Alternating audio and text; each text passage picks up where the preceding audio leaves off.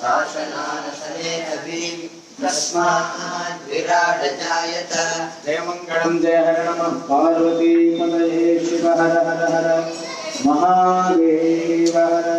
श्री मंगलगुरु पंचाचार्य महाराज की जय। काशी विशालाक्षी अन्नपूर्णा समेत विश्वनाथ भगवान की जय।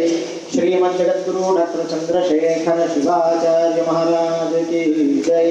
समस्त साधु संत महाराजों की जय। जय मंगलम जय हर नमः पार्वती पतये शिव हर हर हर महादेव हर।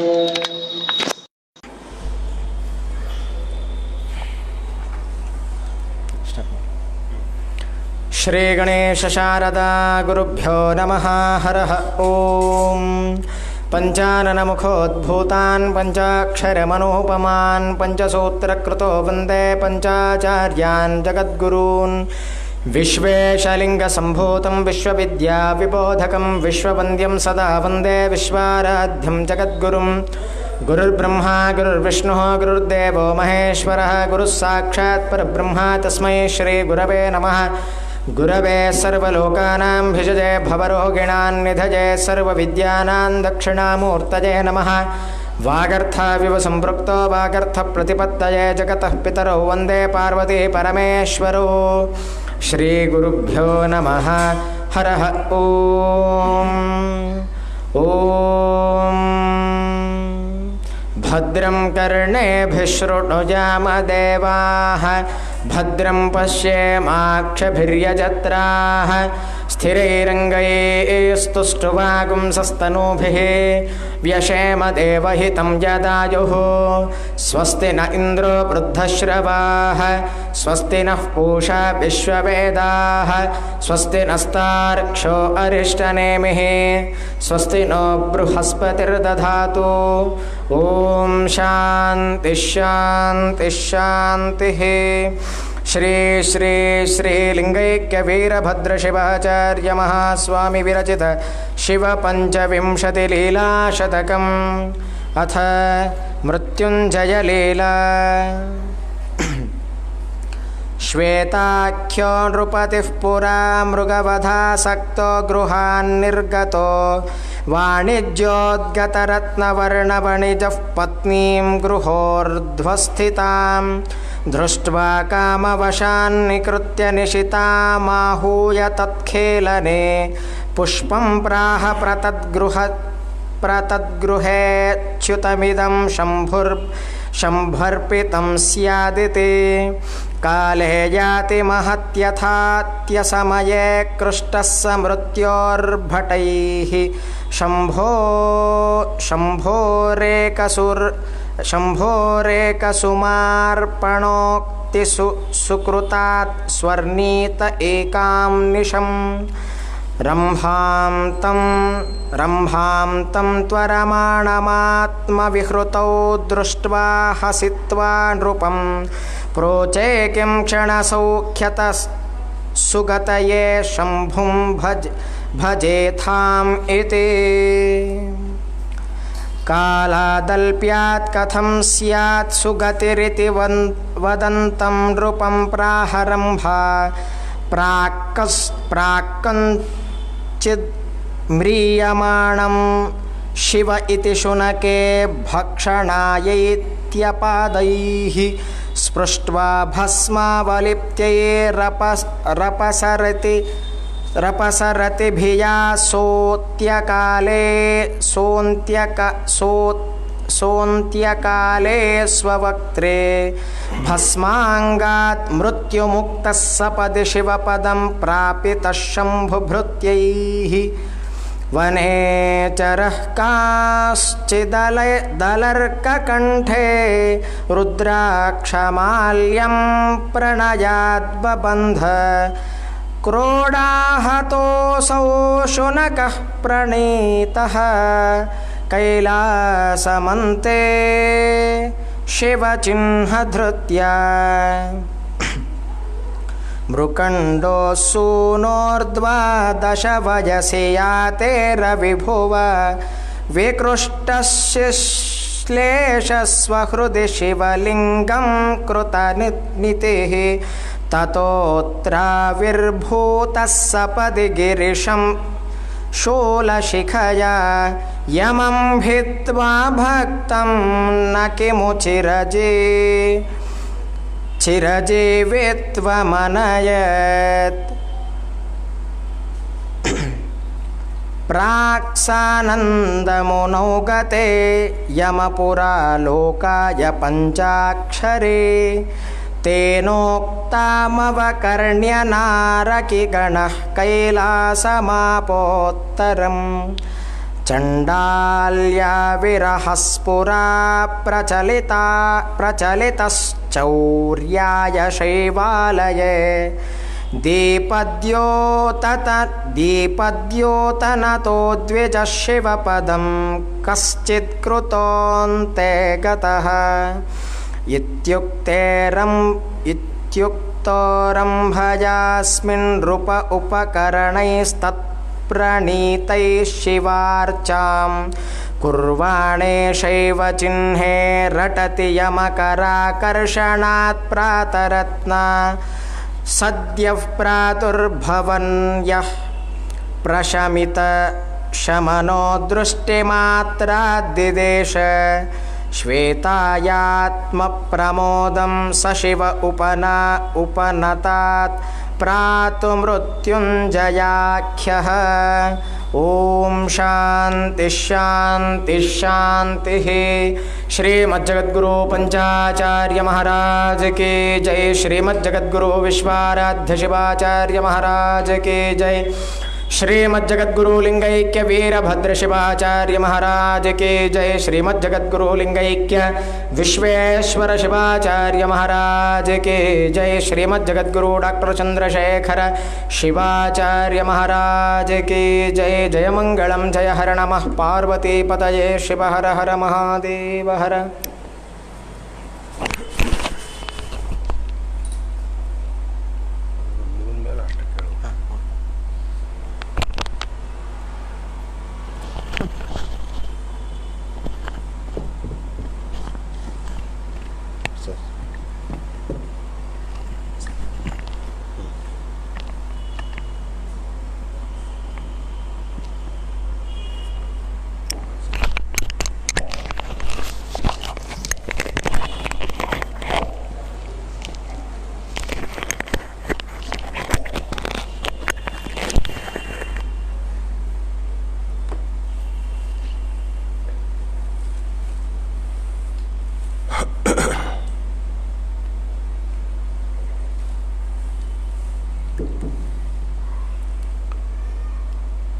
विश्वेशलिंग संभूतम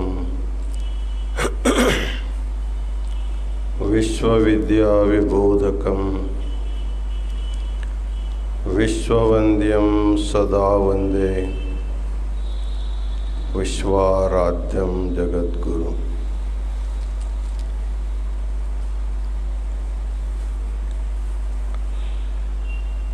काशी ज्ञान सिंहासन के सनातन गुरु परंपरा को अनंत प्रणिपात समर्पित करते हुए इस पवित्र काशी क्षेत्र में चातुर्मास के उपलक्ष्य में लोक कल्याण के लिए ज्ञान महाकुंभ का आयोजन किया गया है। इस ज्ञान महाकुंभ में विषयों पर बहुत सुंदर ढंग से अपने धर्म संदेश प्रदान करते जा रहे हैं।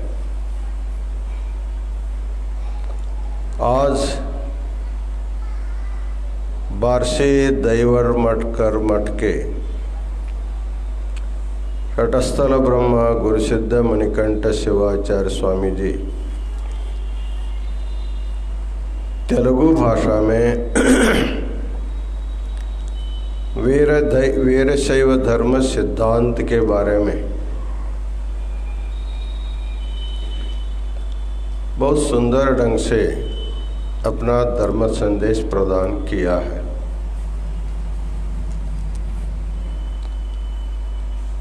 भारत भूमि अनेक भाषा उनकी भूमि है।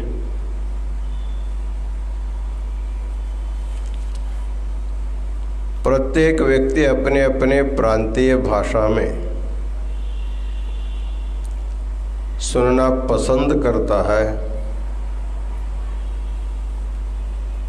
इसलिए काशी महापीठ के द्वारा सभी भाषाओं के विद्वानों का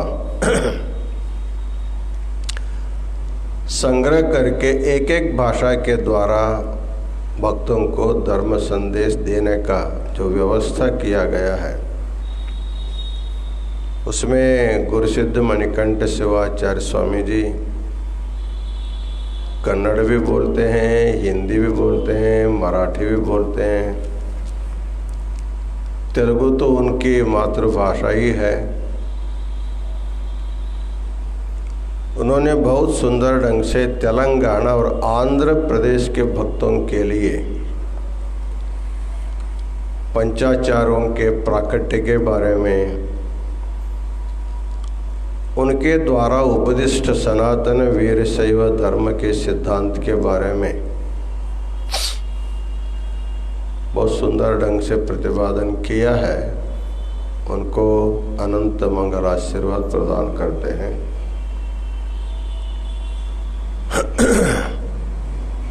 आज के धर्म सभा में उपस्थित जगत गुरु विश्वाराध्य गुरुकुल के प्राध्यापक और विद्यार्थीगण,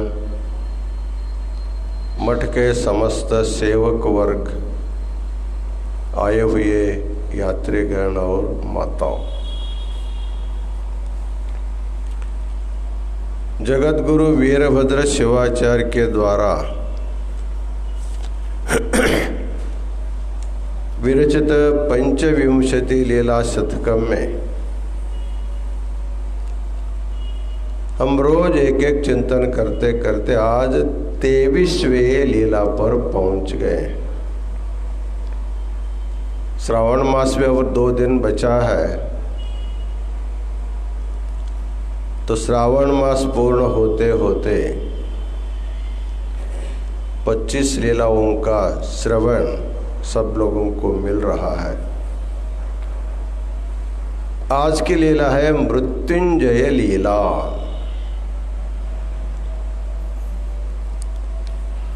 ये हमारे सब के लिए बहुत ही महत्वपूर्ण लीला है।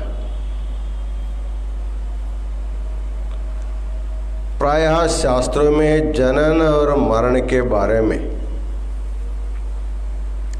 चिंतन किया गया है। जनन क्या है, मरण क्या है, और जनन किसका होता है, मरण किसका होता है, इसके बारे में चिंतन किए। हमारा जो स्थूल शरीर है, इस स्थूल शरीर के साथ जब पंच प्राणों का जो संबंध हो जाता है, उसी का नाम जनन है। शरीर प्राणों का संबंध हो जाए, शरीर में प्राण का प्रवेश हो जाए, तो कहते हैं जनन। और प्राण शरीर से अलग हो जाए, इसी का नाम मरण है। प्राण का वियोग होना मरण है, प्राण का संयुक्त रहना जन्म है। वैसे देखा जाए, हम लोग माता के गर्भ से जब शिशु का प्रसव होता है, उसको हम लोग जन्म कहते हैं। उसका एक कारण है, जब शिशु माता के गर्भ में रहता है तब तक उसका स्वतंत्र कुछ श्वासोच्छ्वास नहीं रहता, आहार सेवन भी स्वतंत्र नहीं। माता के द्वारा जो खाया जाता है, जो पिया जाता है, वही उसका रस पहुंचता है, और माता के श्वासोच्छ्वास के द्वारा उसका भी श्वासोच्छ्वास उसका चलता रहता है। वैसे तो माता के गर्भ में प्राण का प्रवेश पहले हुआ है, नहीं तो प्राण नहीं रहता तो शरीर विकसित होता नहीं। शरीर के अवयवों को विकास होने के लिए प्राण की उपस्थिति नितांत जरूर होती है। तो प्राण तो पहले से है, लेकिन प्राण कब प्रवेश हुआ ये हमको मालूम नहीं पड़ता।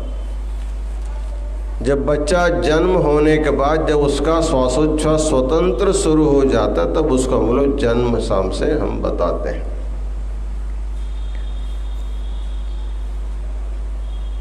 तो मृत्यु क्या चीज है?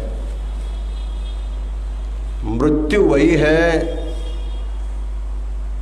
म्रियते अस्मादिति मृत्यु, जिसके द्वारा हम मर जाते हैं, जिसके द्वारा हमारी मृत्यु आ जाती है, मरण आ जाती है, उसी का नाम मृत्यु है। उसी को मृत्यु मतलब यम, पौराणिक दृष्टि से हम लोग उसको यम कहते हैं। तो मृत्युंजय का क्या अर्थ होता है? मृत्युम जयतीति मृत्युंजयः, जो प्राण हरण करने वाला जो यमदेव है, धर्मराज है, उसके ऊपर विजय पाना, इसका नाम है मृत्युंजय। मृत्यु के ऊपर विजय पाना, इसका नाम मृत्युंजय है। अर्थात प्राण हरण करने नहीं देना। हमारे प्राण का जब हरण करने आता है, उसको हरण करने नहीं देना, तो इसी के ऊपर विजय माना जाता है। लेकिन ये सहसा असंभव है सामान्य जनता के लिए, सब के लिए। भगवान शिव के लिए ठीक है, क्योंकि यम तो काल है, तो वो तो महाकाल है। शास्त्रों में कहा गया है मृत्युर्यशोपसेचनम। हम लोग जो है सभी लोग मृत्यु के थाली में बैठे हुए अन्न के समान हैं। जैसे हम लोग खाने के लिए बैठते हैं, हमें जो जो चीज चाहिए, खाद्य पदार्थ, सब हम लोग थाली में परोस लेते हैं। वैसे जो प्रसादी भक्त होता है, सभी पदार्थों को एक बार परोस लेता है, बाद में भगवान को नैवेद्य करके एक एक पदार्थ स्वीकार करता है। वैसे जितने भी 84 लाख प्रकार के जो जीव जंतु है, हम सभी लोग कहाँ बैठे हुए हैं? जैसे आप लोग थाली में रोटी, सब्जी, चावल, अचार, पापड़ सब रख करके, दही दूध ले करके बैठते हैं थाली, बड़ी थाली में, वैसे सारा जो प्रपंच है मृत्यु की थाली है। उसमें सब पदार्थ रख करके खाना शुरू किया है।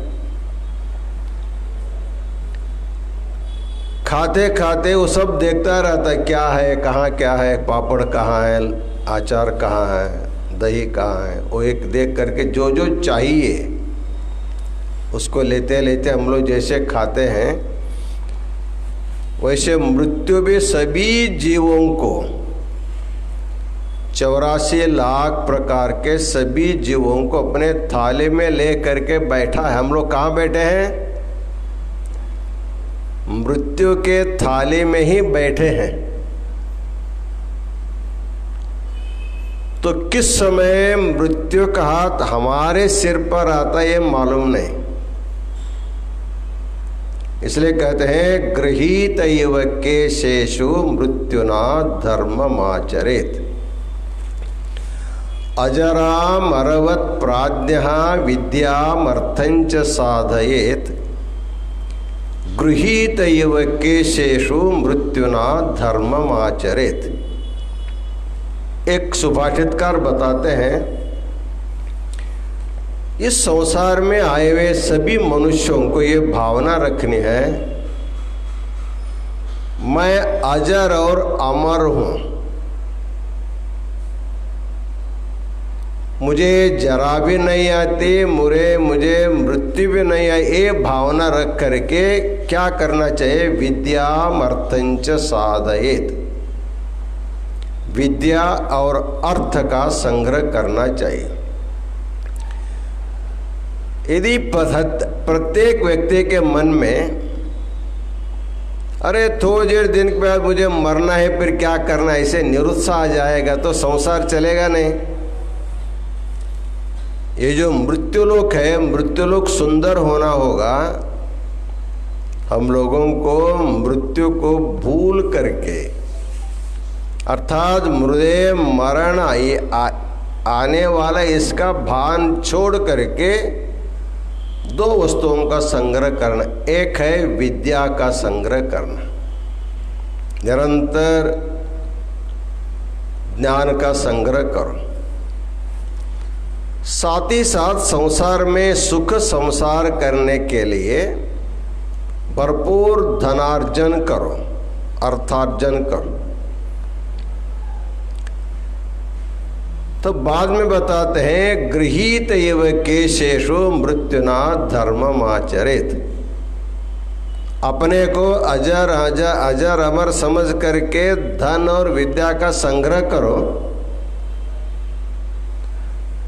और किस समय मुझे मृत्यु ले जाता है इसके भान रख करके, मेरे मस्तक पर मृत्यु आकर के बैठा ही है, कब ले जाए मालूम नहीं, इसका भावना करके धर्ममाचरेत्। संपादित संपत्ति के द्वारा धर्म का संग्रह करो, क्योंकि जब हमको इस लोक के छोड़ के जाना पड़ता है तो विद्या भी भूल जाते हैं, संपत्ति भी यहीं रह जाते हैं। हमारा किया हुआ जो धर्म है, धर्मानुगो गच्छति जीव, ये कहा, तो धर्म का संग्रह करना चाहिए। इसलिए हम लोग कहाँ बैठे हैं? मृत्यु के थाली में बैठे हैं। कब किसके मस्तक पर यम हाथ रखता है ये मालूम नहीं है। इसके बारे में और बताता है, जो सबको ग्रहण करने वाला, सबको मारने वाला जो मृत्यु है, वह भी भगवान शिव के थाली में, वो भी उसका खाद्य पदार्थ बन के बैठा है। एक वचनकार एक वचन कहते हैं कन्नड़ में,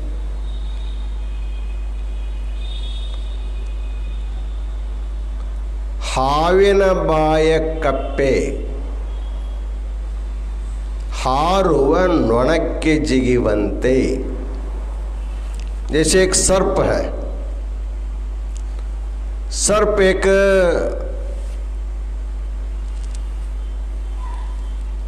मेंढक को अपने मुंह में रखा है खाने के लिए, पीछे से पकड़ा है उसको, उसका मुंह बाहर है, खुद जो है मृत्यु के मुख में बैठा है, मेंढक सर्प के मुख में बैठा है, और क्या करता है, उसके सामने जो मक्खियाँ उड़ती है उसको खाने के लिए अपना जीव आगे कर रहा है। अर्थात खुद मृत्यु के मुख में बैठा उसको भूल करके दूसरे को मारने के लिए जैसे प्रयत्न करता है, वैसे सबको खाने वाला जो मृत्यु है उसको खाने के लिए भगवान काल काल बैठा हुआ है। तो मृत्यु के ऊपर जय वही कर सकता है जो काल काल है, जो महाकाल है, वही मृत्यु के ऊपर विजय कर सकता है। वैसे भगवान शिव जो है अपने अनेक लीलाओं में अनेक उद्धट राक्षसों का और अनेक विष्णु के अवतारों का संहार करके लोकोद्धार किया था। आज मृत्युंजय लीला भगवान कर रहे हैं। तो उसका प्रसंग, इसमें बहुत सारे कथाएं हैं, लेकिन मुख्य कथा है मार्कंडेय जी का।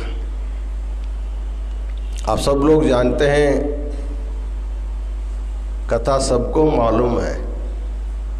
बहुत प्राचीन काल में भृगु नामक एक ऋषि था, भृगु, जिन्होंने भृगु संहिता, ज्योतिष शास्त्र का बहुत बड़ा शास्त्र उन्होंने लिखा है। ऐसे जो भगवान भृगु था, उस भृगु का एक पुत्र था, उसका नाम है मृकंडु। मृकंडु भृगु का पुत्र था। मरुद्वती के साथ उसकी शादी हो गई। प्राय शादी के बाद सबको अपेक्षा होते संतान अब होगा, तब होगा, अब होगा, तब होगा, उसी की प्रतीक्षा करते रहते हैं। वंश वृद्धि के लिए सत्संतान की अपेक्षा होती है। तो मृकंड और मरुद्वती दोनों कई साल बीत गए, संतान नहीं हुआ। दोनों शिवभक्त थे, भगवान शिव की तपश्चर्या करने लगे। भगवान प्रसन्न होकर के पूछा, तुमको क्या चाहिए? दोनों ने कहा कि हमारा गृहस्थ जीवन सफल होने के लिए एक पुत्र चाहिए। अपुत्रस्य गतिर्नास्ते, ऐसे कहते हैं। गृहस्थ होकर के यदि पुत्र नहीं रहेंगे तो उनकी गति सद्गति नहीं मिलती, इसलिए हमारे सद्गति के लिए मुझे एक पुत्र की आवश्यकता, एक पुत्र दीजिए। भगवान ने कहा, तेरे प्रारब्ध में पुत्र संतान नहीं है, तुमको संतान होने वाला नहीं। लेकिन तुम जो तपश्चर्या करने के कारण प्रारब्ध में नहीं थे, इसलिए अभी तक संतान नहीं हुआ। लेकिन तुम केवल प्रारब्ध के ऊपर भरोसा करके नहीं बैठा, उसके अतिरिक्त प्रयत्न करके संतान के लिए तुमने जो तपश्चर्या किया, तुम्हारे तपश्चर्या के फलस्वरूप तुमको एक संतान मैं दे सकता हूं। इसलिए दो विकल्प है। 100 साल जीने वाला अज्ञानी पुत्र चाहिए, केवल 12 साल जीने वाला ज्ञानी सुज्ञानी पुत्र चाहिए। उन्होंने विचार किया, दोनों में क्या चॉइस, क्या लेना होगा। प्राय प्रत्येक माता पिता ये चिंतन करते हैं कि मेरे संतान मेरे से ज़्यादा उम्र का होना चाहिए। मेरे सामने मेरे संतति मर जाए तो पुत्र होकर क्या उपयोग होता है। इसलिए शास्त्र में संतान के बारे में 4 बातें कहते हैं। एक होता है अजात पुत्र, दूसरा होता है जात मृत पुत्र, तीसरा होता है मूर्ख पुत्र और चौथा होता है सुपुत्र। ये 4 कैटेगरी माना गया। पहला है अजात पुत्र, जिसका जन्म ही नहीं हुआ है, वो भी एक पुत्र है। जिसका जन्म ही नहीं हुआ फिर भी दुख देता है। अभी जन्म नहीं हुआ है, दुख, वो अजात पुत्र। अर्थात पुत्र नहीं है करके पुत्र के अभाव स्थिति में पुत्र हमारे नहीं है पर भी हमको दुख देता है, उसको कहते हैं अजात पुत्र। एक उदाहरण देंगे तो आपको मालूम होगा, बहुत प्रसिद्ध उदाहरण है। एक गांव में दंपति रहे, कई साल बीत गया, संतान नहीं हुआ। एक बार दोनों दंपति बिस्तर पर सोते सोते चर्चा करने लगे।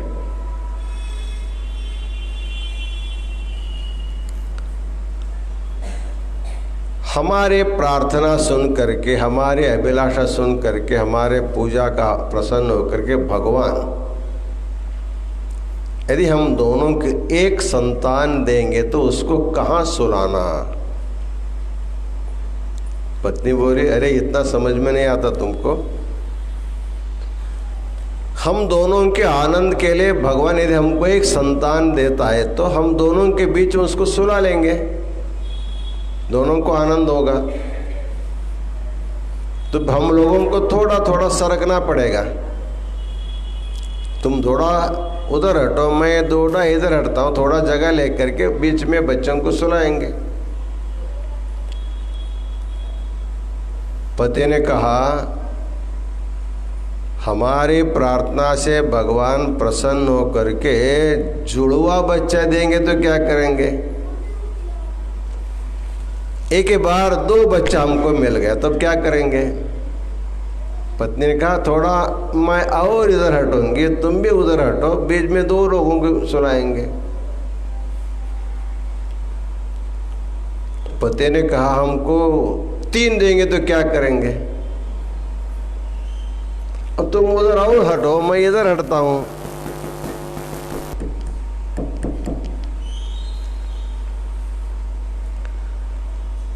इस प्रकार दोनों सरकते सरकते गए। वो पुत्र के आनंद में मग्न है। एक पुत्र हो गया, 2 पुत्र होंगे, तीसरा होगा, थोड़ा उधर सरको थोड़ा इधर सरको करते करते दोनों सरकते सरकते गए, दोनों नीचे गिर गए, पलंग से नीचे गिर गए। एक का पैर की हड्डी टूटा, एक का सिर फूट गया। ये अजात पुत्र है। ये अभी पुत्र आया नहीं, अभी जन्म नहीं लिया। तो पति पत्नी दोनों विचार किया, अरे ये तो अभी जन्म ही नहीं हुआ, अजात पुत्र, तेरा टांग तोड़ दिया, मेरा सिर फोड़ दिया, अब पुत्र के बारे में चिंतन करना छोड़ देंगे। ऐसे ही उनका विचार आता है। अर्थात पुत्र नहीं होने के बावजूद भी गृहस्थों को दुख झेलना पड़ता है। अजात पुत्र भी दुखदायी होता है। समझ लीजिए पुत्र हो गया, जात मृत पुत्र, जन्म हो गया, थोड़ा दिन रह गया, किसी कारणवश यदि मर जाता है तो उनके माता पिता उनको जीवन भर रुलाता है रहता है। जीवन भर जब जब याद आएगा तब तक वो रोते रहते हैं। इसको कहते हैं जात मृत पुत्र। ये भी दुखदायी है। एक पुत्र है, दीर्घ जीवी है, लेकिन मतिमंद है, खुद का काम कुछ भी नहीं करता, उसको कुछ भी समझ में नहीं आता, कपड़ा पहनने को नहीं आता, अपने हाथ से खाने नहीं आता, खुद ठीक से बिठाने पर बैठता भी नहीं, चलना तो मुश्किल है। ऐसे संतान यदि दीर्घ जीवी मूर्ख संतान, अर्थात मतिमंद संतान अर्थात विकलांग संतान यदि हमारे घर में हो जाते हैं, वो भी जीवन भर माता पिताओं को दुख ही देता है।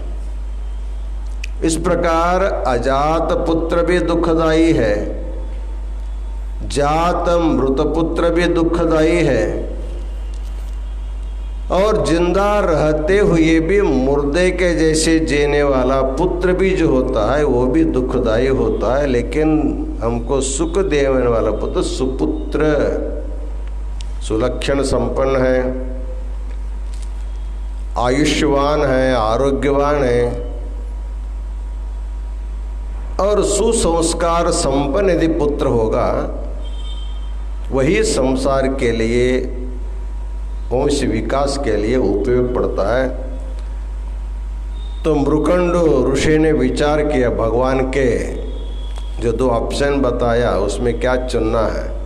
उन्हें सोचा जीवन भर रुलाने वाले मूर्ख पुत्र को लेकर क्या करना है, जितना दिन भी जिए 12 साल ही ठीक है, एक सुज्ञानी पुत्र मुझे दे दीजिए। भगवान ने तथास्तु आशीर्वाद दिया। भगवान के कृपाशीर्वाद से उनके घर में एक संतान की प्राप्ति हो गई। उनको मार्कंडेय नामकरण करते हैं। उनको मालूम है केवल 12 साल जीने वाला है, लेकिन 12 साल जीने वाला ऐसा समझ करके उन्होंने निरुत्साह नहीं हुआ। जैसे जैसे बच्चों को जो संस्कार करना चाहिए सब संस्कार करने लगे। जात कर्म संस्कार किया, चौल कर्म संस्कार किया, नामकरण संस्कार किया, अन्नप्राशन संस्कार किया। उसके बाद उसको दीक्षा दे करके विद्या संस्कार भी दे, गुरुकुल में भी भेजा। चारों वेदों का, वेदांगों का अध्ययन किया थोड़े समय में।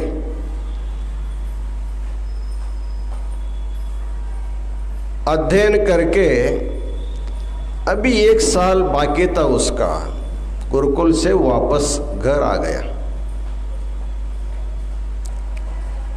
11वां साल लग गया, अभी 1 साल उनको बाकी था। तो माता पिता हमेशा हमेशा उदासीन बैठे उन्होंने देखा। मैं इतना अभ्यास करके आया हूँ, वेद वेदांगों का मैं ज्ञान करके आया हूँ, लेकिन मेरे पिताजी मुझे उसके बारे में कुछ भी नहीं पूछते हैं। केवल उदास उदास बैठे रहते। एक दिन उन्होंने पूछा माता पिताजी से, आपको इतना उदास होने के क्या कारण है? लेकिन वो माता पिता ने विचार किया, बच्चों को क्या बोलना, हमको मालूम हम दुखी, इनको बोलेंगे ये भी दुखी हो जाएगा। अभी उनको मालूम नहीं करके खुशी से है। बहुत जिद करने के बाद मृकंडु महर्षि ने मार्कंडेय से बताया, भगवान शिव ने आपको केवल 12 साल का आयु दिया है, उसमें 11 साल बीत गए,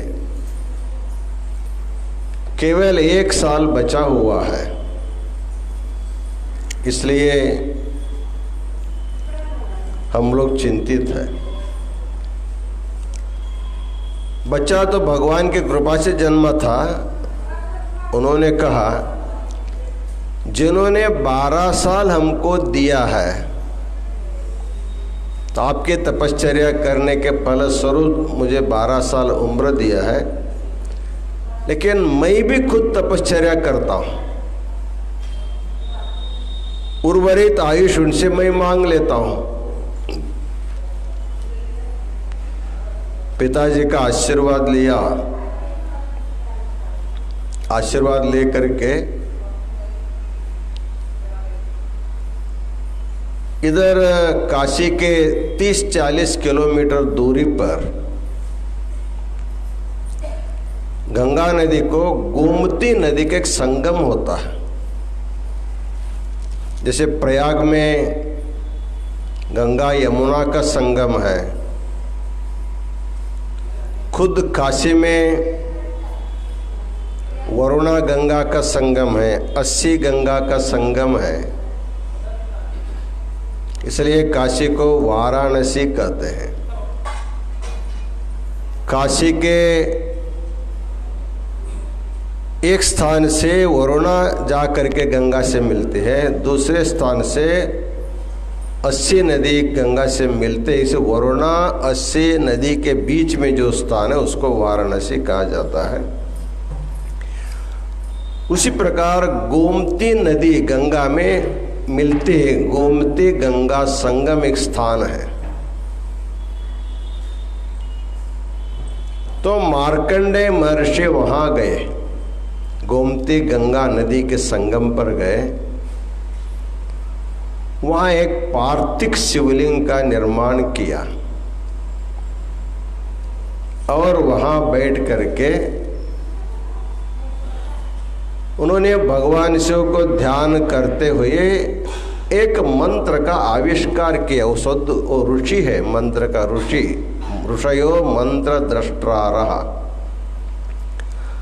हम लोग जो मृत्युंजय मंत्र जो बोलते हैं, उस मृत्युंजय मंत्र का सबसे पहला दृष्टा जो है मार्कंडेय ऋषि है। उन्होंने उसी मंत्र का जप करना शुरू किया।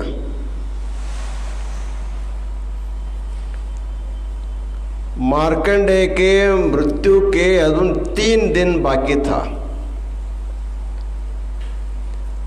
निरंतर निराहार होकर के, निर्जल होकर के भगवान के सानिध्य में बैठ करके, उनके पास ही बैठ करके मृत्युंजय मंत्र का जप करता रहा। इधर यम ने देखा चित्रगुप्त से बुला करके,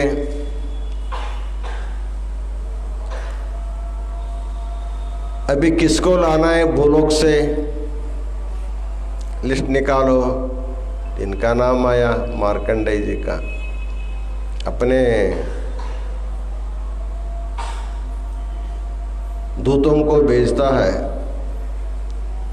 दूत आकर के प्राण हरण करना संभव नहीं होता है, वो भाग चले जाते हैं। उसके बाद खुद यम आकर के जब पास डालता है, उस समय भयभीत होकर के मार्कंडेय शिवलिंग को छाती से लगा करके महामृत्युंजय का जप करता रहता है। उस समय यम का जो पाश था वो इनके भी गले में पड़ा, भगवान के गले में भी पड़ता है। तो उसको खींचने के बाद भगवान शिव वहाँ प्रकट होते हैं और अपने त्रिशूल से यम के छाती पर मार देता है। उस समय यम का और शिव का संवाद होता है। यम कहता है, भगवान आप ही ने इसको 12 साल का उम्र दिया है, आज अंतिम दिन है, हम किसी को एक क्षण भी आयु नहीं दे सकते हैं, एक क्षण कम भी नहीं कर सकते, एक क्षण ज्यादा भी नहीं दे सकते हैं। जिसका आयु जिस क्षण समाप्त हो जाता है तुरंत उसको हमको ले जाने का आदेश आप ही का है। आपका आदेश का पालन करने वाले मुझे इतना निश्चय निष्ठा से पालन करने वाला मैं एक ही आदमी हूँ आपके सेवकों में। मुझे आप शिक्षा देंगे तो मैं क्या करूँगा, मेरे क्या दोष है इसमें। भगवान शिव ने कहा, यमराज तुम तो सामान्य नियम तुम जानते हो, आयुष्य समाप्त होने के बाद जीवों को लाना ये तुमको सामान्य नियम मालूम है, लेकिन एक विशेष नियम भी हमारा है शासन, आपने इसको पढ़ा नहीं है। विशेष नियम क्या है? विशेष नियम, जो व्यक्ति जितना समय भगवान के नाम स्मरण में व्यतीत करता है उतनी आयु उनको बढ़ जाती है। वैसे तो अभी 3 दिन इनका आयु बाकी था, उस समय आकर के मंदिर में बैठा है। जब तक मंदिर से बाहर नहीं जाता, 3 दिन बीतता नहीं, तब तक उनके ऊपर तुम्हारा शस्त्र का तुमने इसके ऊपर पास ढाला, इसलिए मैंने तुमको ये शिक्षा प्रदान किया है। इसके बाद जब कोई मेरा भक्त मेरा लांछन अपने शरीर पर भी धारण किया रहेगा मृत्यु के समय में, तभी उनके पास तुमको जाना नहीं। शिव लांछन क्या है? भस्म है, रुद्राक्ष है, शिवलिंग है। जिस किसी भी व्यक्ति के प्राणी के गले में शरीर पर रहेगा उसके तुम छूना नहीं, उसका प्राण तुम लेने नहीं सकते, उसके लिए हमारा शिवदूत जाएंगे। तब यमदेव ने उसको मान लिया, छोड़ के चला गया। इस प्रकार भगवान शिव ने मार्कंडेय के प्राण बचाने के लिए उन्होंने मृत्यु के ऊपर विजय प्राप्त किया, मृत्यु को हराया। उस समय भगवान कहते हैं तुम काल हो, मैं महाकाल हूँ, इसलिए मेरे जो शासन होगा वैसे तुमको चलना पड़ेगा। उसी प्रकार हार करके जब यम चला जाता है तो भगवान मार्कंडेय से पूछते हैं तुमको क्या चाहिए? मार्कंडेय ने कहा मेरे माता पिता जो है मेरे अल्प आयु से दुखी है, मेरा लंबा जीवन वो चाहते हैं, ज़्यादा मुझे जिंदा रहना वो चाहते हैं, इसलिए मुझे आप चिरंजीवी होने का मुझे वरदान दीजिए। भगवान ने तथास्तु कर दिया। इसलिए हमारे शास्त्रों में कहा जाता है 7 लोग या 8 लोग चिरंजीवी माने जाते हैं। अश्वत्थामा, बलिर्व्यासो, हनुमांश्च विभीषणः, कृपः परशुरामश्च सप्तैते चिरजीविनः। सप्तैतान् स्मरेन् नित्यं मार्कण्डेयं तथाष्टकम्। जीवेद वर्षशतं सोपि सर्वव्याधि विवर्जितः। बहुत प्रसिद्ध श्लोक है। जो रोग रहित 100 साल जीना चाहता है, ऐसे हर एक व्यक्ति को इन चिरंजीवियों का स्मरण करना चाहिए, ऐसे भी शास्त्र में कहा गया है। तो कौन कौन है? पहला है अश्वत्थामा।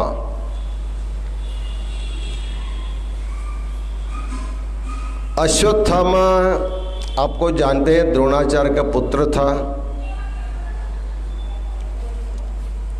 जब कौरव पांडवों का युद्ध हुआ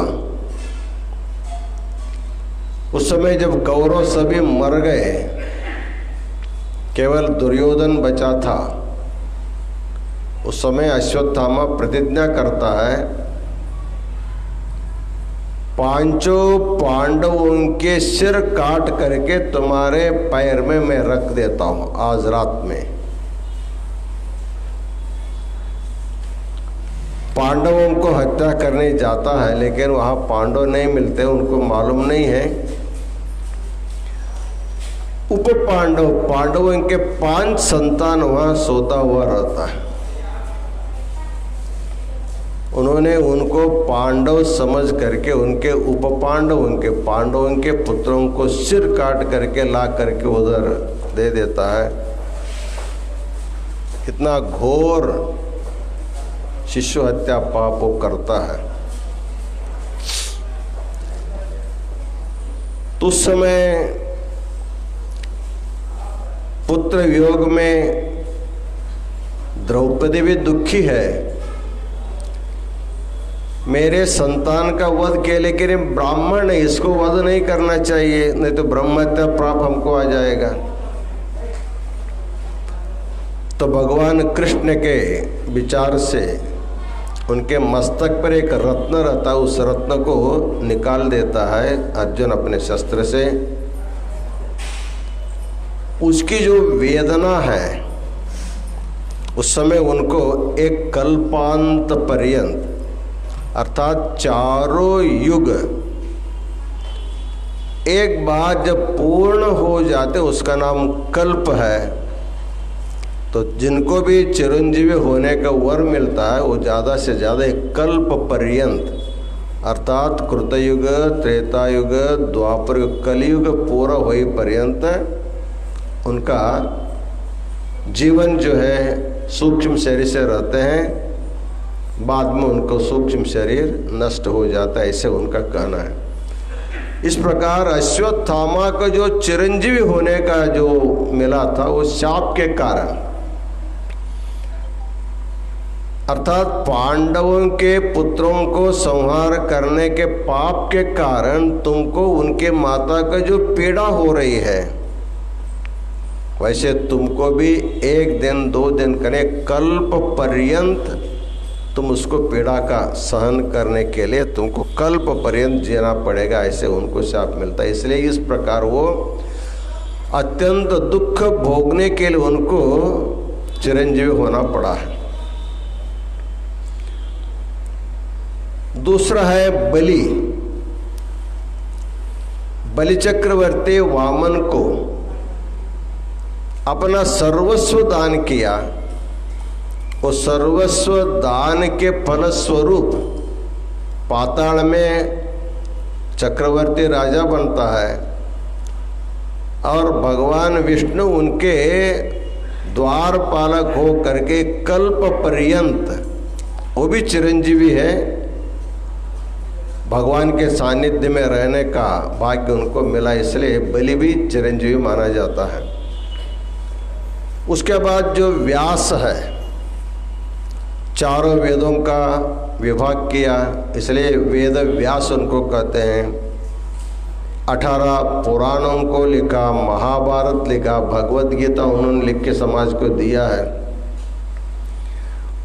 वो भी इसलिए चिरंजीवी है, जब तक संसार में ये जो व्यासपीठ है, हम लोग जो भी कथाकार प्रवचनकार बैठते उसको व्यासपीठ कहा जाता है।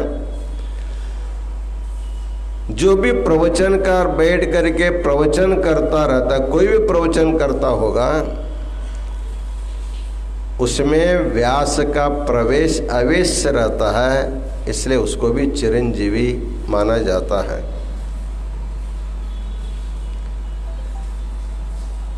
उसके बाद हनुमान को भी राम जी ने चिरंजीव होने का वरदान दिया था,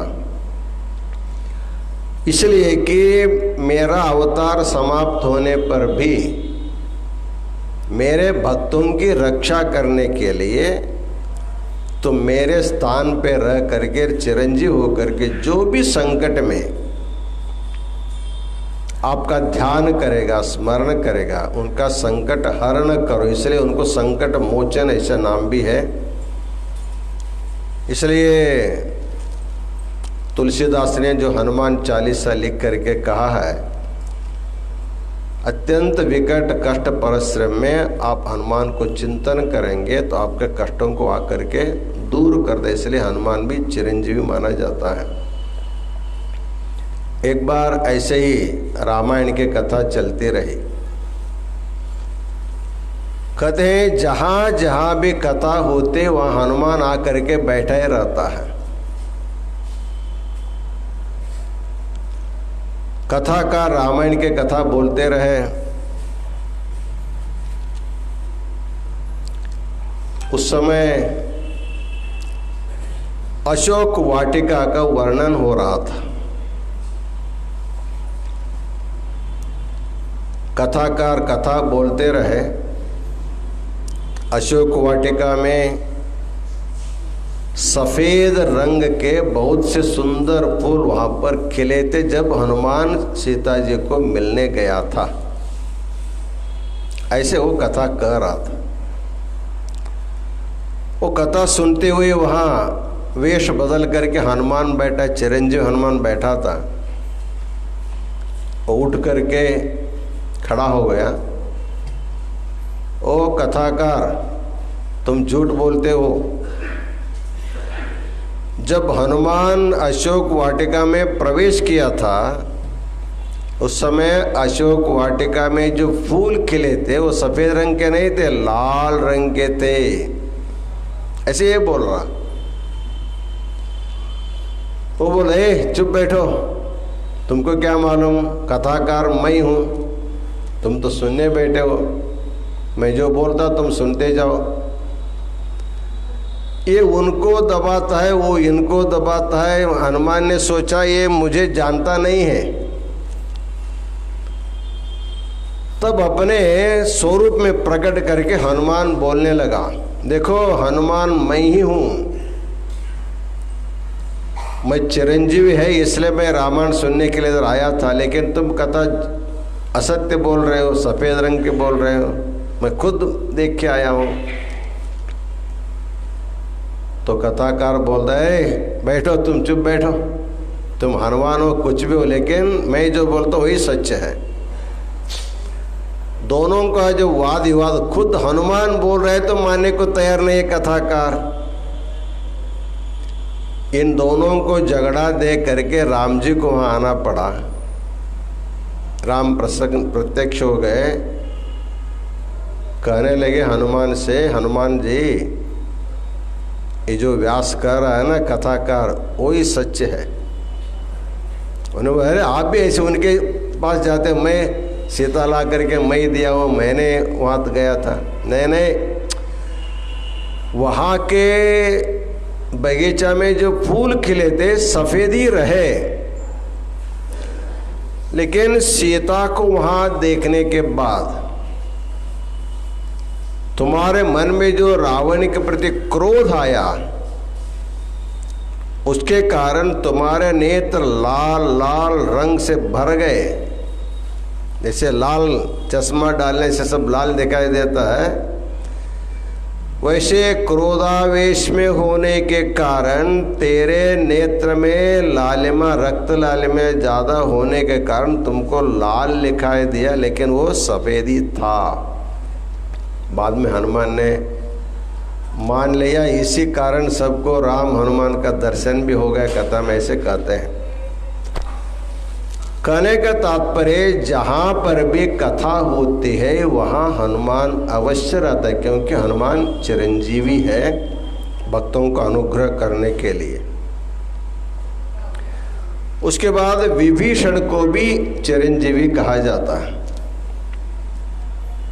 राक्षस कुल में जन्म लेने पर भी रावण ने जो सीता का हरण करके ला करके रखा था, उसके लिए उन्होंने बहुत बार समझाया था ये ठीक नहीं है, सीता जी को छोड़ दो, नहीं तो हमारा सारा राक्षस कुल नष्ट हो जाएगा। लेकिन वो माना नहीं रावण। बाद में रावण मर जाता है। अंतिम समय में उनको पट्टाभिषेक दे करके राम जी उनको आशीर्वाद करते हैं, तुम्हारे भाई के कारण तुम राज्य से वंचित थे, लेकिन तुमने जो धर्म का अवलंबन किया, धर्म मार्ग का अवलंबन करने के कारण तुम चिरंजीवी होकर के इस राज्य सुख का अनुभव करो, ऐसे उनको आशीर्वाद मिला है। उसी प्रकार कृपाचार्य जो कौरवों के विद्या गुरु थे, कौरव पांडवों के किसी पक्ष में न जाकर तटस्थ हो रहे, इसलिए भगवान उनको चिरंजीव होने का आशीर्वाद दिया है।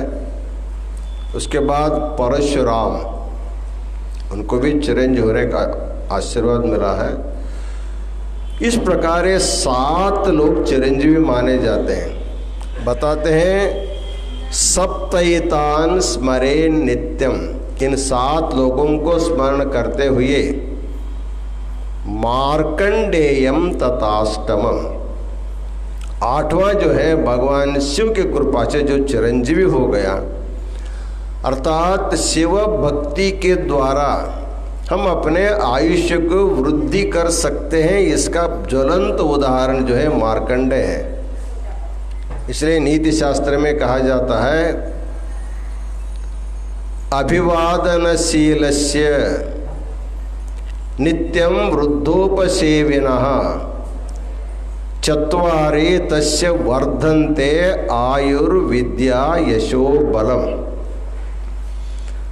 हमारे भारतीय संस्कृति में नमस्कार का बड़ा महत्व है। 2 व्यक्ति आमने सामने आने के बाद परस्पर नमस्कार करते हैं।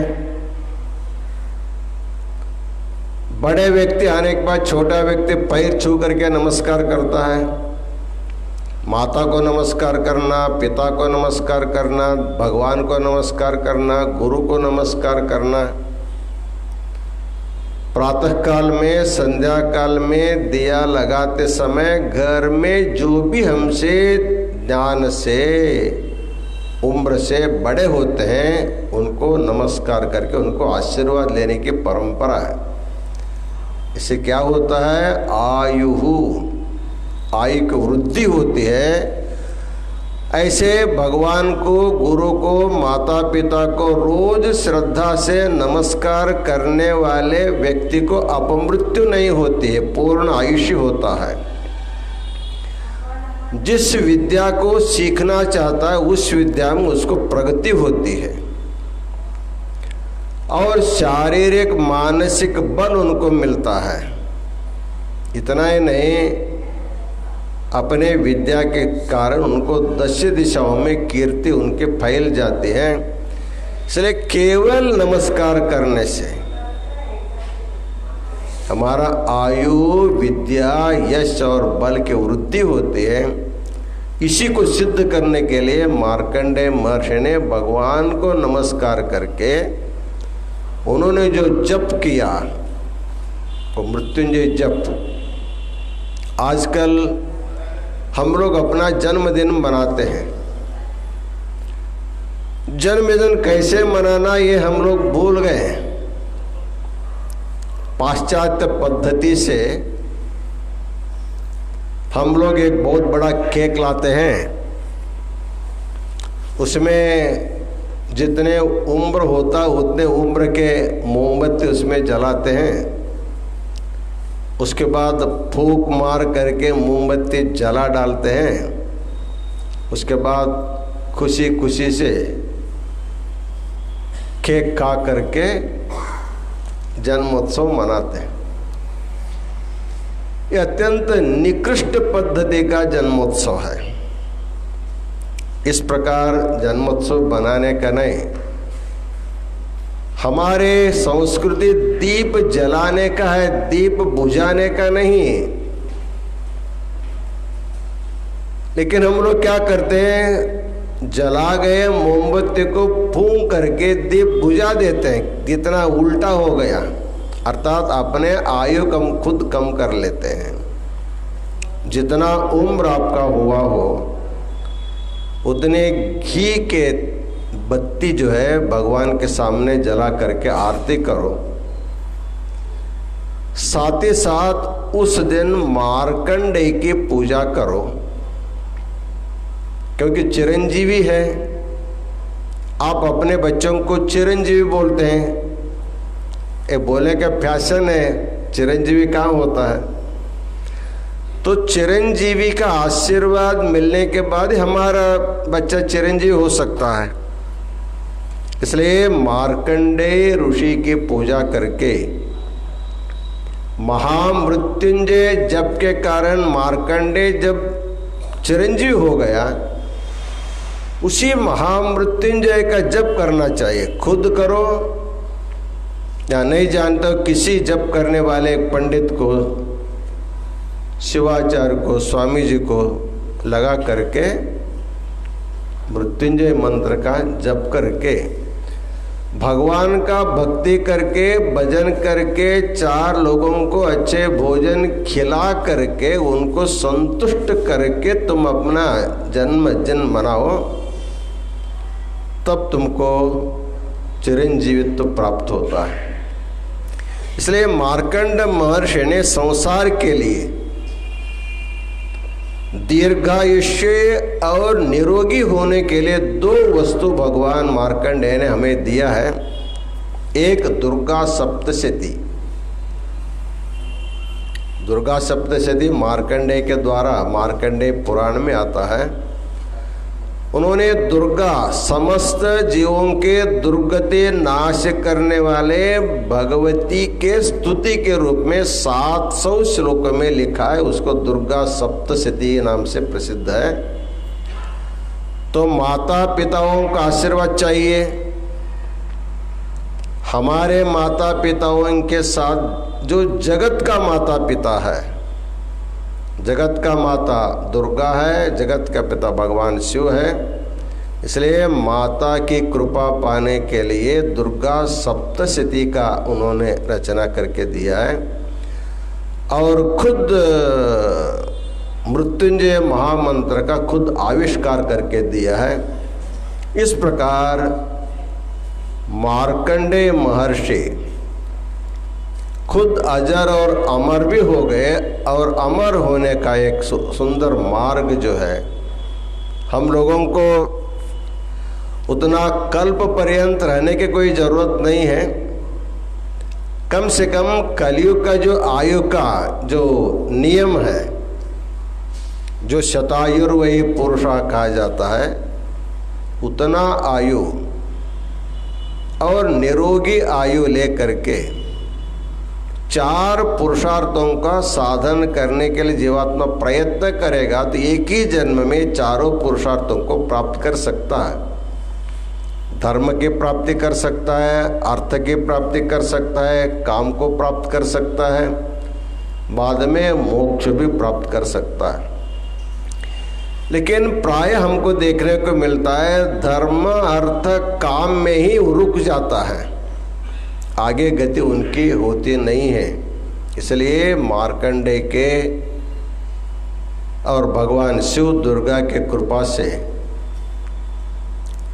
एक ही जन्म में 4 पुरुषार्थों को अनुभव करके जीवन मुक्त होने का जो सुअवसर है, वो भगवान के मृत्युंजय लीला श्रवण करने से हमको प्राप्त हो सकता है। इसलिए आज भगवान शिव का जो मृत्युंजय लीला है, मृत्यु के ऊपर विजय करने वाला भगवान शिव की लीला को सुनने का सुअवसर हम सब लोगों को मिला है। जब मार्कंडेय ऋषि ने भगवान शिव का एक स्तोत्र किया, चंद्रशेखर अष्टकम, आज उसका श्रवण करना अत्यंत महत्व के मानते। इसलिए हमारे मल्लिकार्जुन शास्त्री जा करके वो मार्कंडेय द्वारा विरचित जो चंद्रशेखर अष्टक है, अर्थात जो भगवान के भक्ति में रहेगा उसको यम कुछ भी नहीं कर सकता है, ऐसे जो भाव का जो श्लोक है उसको पठन करने के। उसके बाद आरती होगी, आरती के बाद सबको यहाँ से प्रस्थान करना है। ये जो मार्कंडेय ने जहाँ पर मृत्युंजय का जप किया था, उस स्थान का नाम कैथी, काशी से 30 किलोमीटर दूरी पर गंगा और गोमती नदी के संगम में वो मार्कंडेश्वर महादेव है।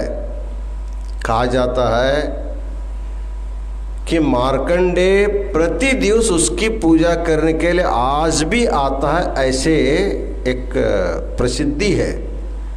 रात में पूजा करके सारा बेल फूल सब निकाल करके ताला बंद करते हैं, तो सुबह ब्राह्मी मुहूर्त में जब उसको निकालते दरवाजा खोलते हैं उस शिवलिंग के ऊपर बेल फूल चढ़ा हुआ मिलता है, ऐसे आज भी लोग कहते हैं। तो हमारे भी इच्छा हो गई, हम सब हमारे विद्यार्थियों को लेकर के परसों ये समाप्त होने के बाद कैथी में जा कर के, जहाँ पर गोमती गंगा का संगम है, जिस शिवलिंग में भगवान शिव प्रकट होकर के यम को दंडित करके मृत्युंजय लीला किया था, उस स्थान को हम लोग देखेंगे। लेकिन हम देखेंगे इतना ही नहीं, हमारे प्रवचन जितने लोग आप लोग सुन रहे हैं, आप लोगों को भी हमारे फेसबुक के माध्यम से सबको दर्शन भी कराने की व्यवस्था करेंगे। अब चंद्रशेखर अष्टका स्तोत्र मल्लिकार्जुन शास्त्री करेंगे। ओम शांति शांति शांति।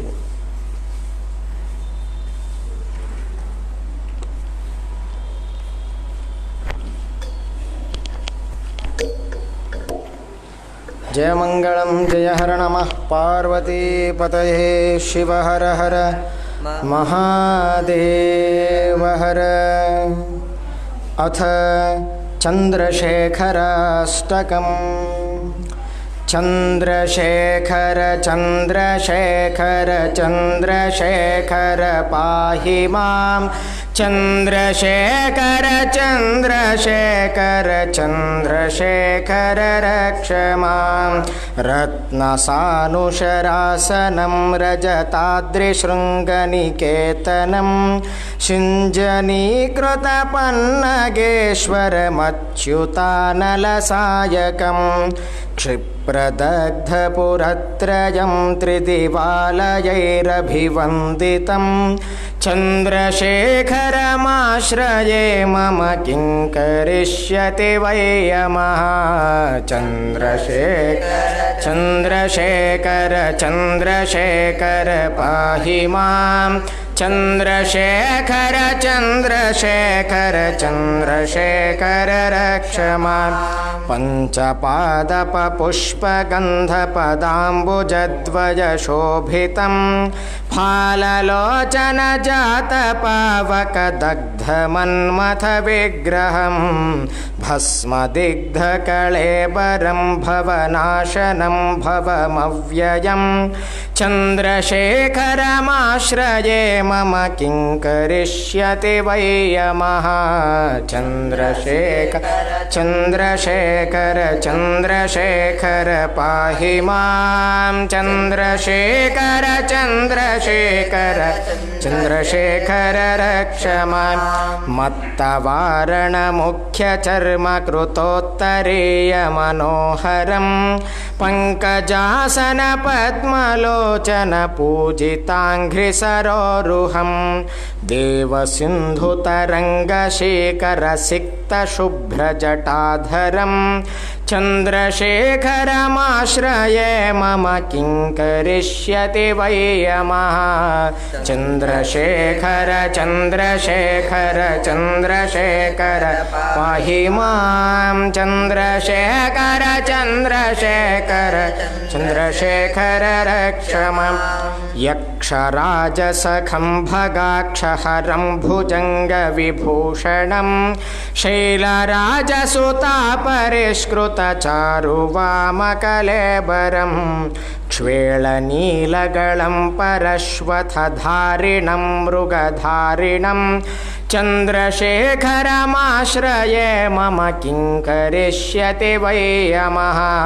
चन्द्रशेखर चन्द्रशेखर चन्द्रशेखर पाहि मां। चन्द्रशेखर चन्द्रशेखर चन्द्रशेखर रक्ष मां। कुण्डलीकृतकुण्डलेश्वरकुण्डलं वृषवाहनं नारदादिमुनीश्वरस्तुतवैभवं भुवनेश्वरं अन्धकान्तकमाश्रितामरपादपं शमनान्तकं चन्द्रशेखरमाश्रये मम किं करिष्यति वै यमः चन्द्रशेखर चन्द्रशेखर चन्द्रशेखर पाहि मां चन्द्रशेखर चन्द्रशेखर शेखर रक्ष मां भेषजं भवरोगिणामखिलापदामपहारिणं दक्षयज्ञविनाशनं त्रिगुणात्मकं त्रिविलोचनं भक्तिमुक्तिफलप्रदं सकलाघसङ्गनिबर्हणं चन्द्रशेखरमाश्रये मम किं करिष्यति वै यमः चन्द्रशेखर चन्द्रशेखर चन्द्रशेखर पाहि मां चन्द्रशेखर चन्द्रशेखर चन्द्रशेखर रक्ष मां भक्तवत्सलमर्पितं निधिमक्षयं हरिदम्बरं सर्वभूतपतिं परात्परमप्रमेयमनुत्तमं सोमवारुण भूहुताशन सोमपानिखिलाकृतिं चन्द्रशेखरमाश्रये मम किं करिष्यति वै यमः चन्द्रशेखर चन्द्रशेखर चन्द्रशेखर पाहि मां चन्द्रशेखर चन्द्रशेखर चन्द्रशेखर रक्ष मां विश्वसृष्टिविधायिनं पुनरेव पालन तत्परं संहरन्तमपि प्रपञ्चमशेषलोकनिवासिनं क्रीडयन्तमहर्निशं गणनाथयूथसमन्वितं चन्द्रशेखरमाश्रये मम किं करिष्यति वै यमः चन्द्रशेखर चन्द्रशेखर चन्द्रशेखर पाहि मां चन्द्रशेखर चन्द्रशेखर चन्द्रशेखर रक्ष मां मृत्युभीतमृकण्डुसूकृतस्तवं शिवसन्निधौ यत्र कुत्र च यः पठेन्न हि तस्य मृत्युभयं भवेत् पूर्णमायुररोगतामखिलार्थसम्पदमादरं चन्द्रशेखर एव तस्य दधाति मुक्तिमयत्नतः चन्द्रशेखर चन्द्रशेखर चन्द्रशेखर पाहि मां चन्द्रशेखर चन्द्रशेखर चन्द्रशेखर रक्ष मां चन्द्रशेखर चन्द्रशेखर चन्द्रशेखर पाहि मां चन्द्रशेखर चन्द्रशेखर चन्द्रशेखर रक्ष मां चन्द्रशेखर पाहि मां चन्द्रशेखर रक्ष मां चन्द्रशेखर पाहि मां चन्द्रशेखर रक्ष मां जय मंगलम जय हर नमः पार्वती पतये शिव हर हर हर महादेव हर श्री विश्वाराध्याय मंगलम शिव विश्वैकपालाय मंगलम श्री विश्वाराध्याय मंगलम शिव विश्वैकपालाय मंगलम विश्वेशजाताय विश्वदेवेजाय श्री विश्ववन्द्याय मंगलम शिव विश्वैकपालाय मंगलम चरवृन्दवन्याय मंगलम वर चरणेते बोधाय मंगलम गुरुरूपधाराय गुरुराधिराजाय परिपोतदेहाय मंगलम शिव विश्वैकपालाय मंगलम भवमूलभङ्गाय मंगलम शिव शिवलिङ्गसङ्गाय मंगलम भव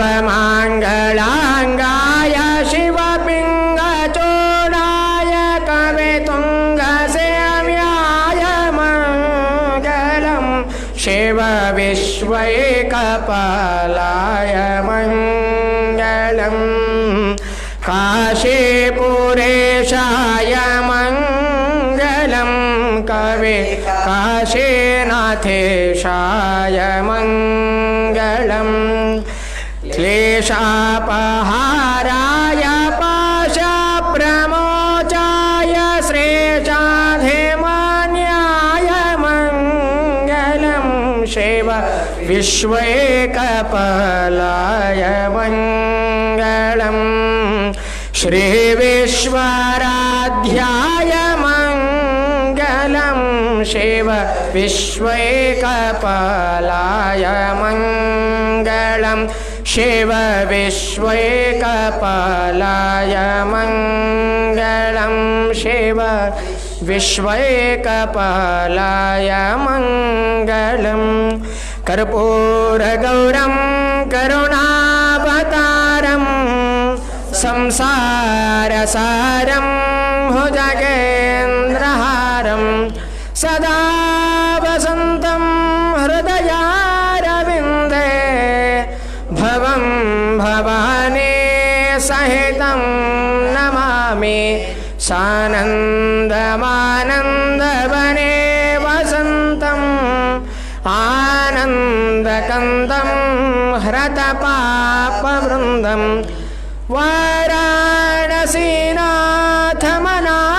वाराणसीनाथमनाथनाथं प्रपद्ये श्रीविश्वनाथं शरणं प्रपद्ये विश्वेशलिङ्गसम्भूतं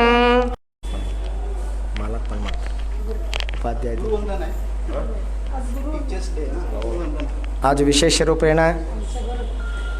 उपाध्याय दिनोत्सव के निमित्त में श्री काशी जगत गुरु महास्वामी जी को मठ के व्यवस्थापक आर.के. स्वामी उनके दंपति के उनके परिवार के साथ जगत गुरु महास्वामी जी को मालार्पण किए हैं। जय मंगलम जय हर नमः पार्वती पतये शिव हर महादेव हर।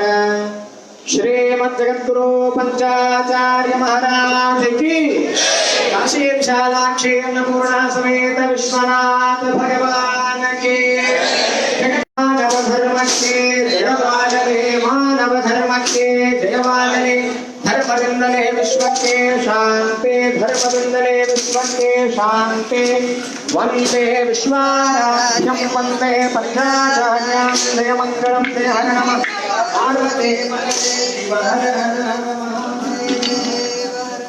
ॐ सहस्रशीर्षा पुरुषः सहस्राक्षः सहस्रपात् स भूमिं विश्वतो वृता अत्यतिष्ठद्दशाङ्गुलं पुरुष एवेदं सर्वं यद्भूतं यच्च भव्यम् उदामृतत्वशेषानः यदन्नेनातिरोहते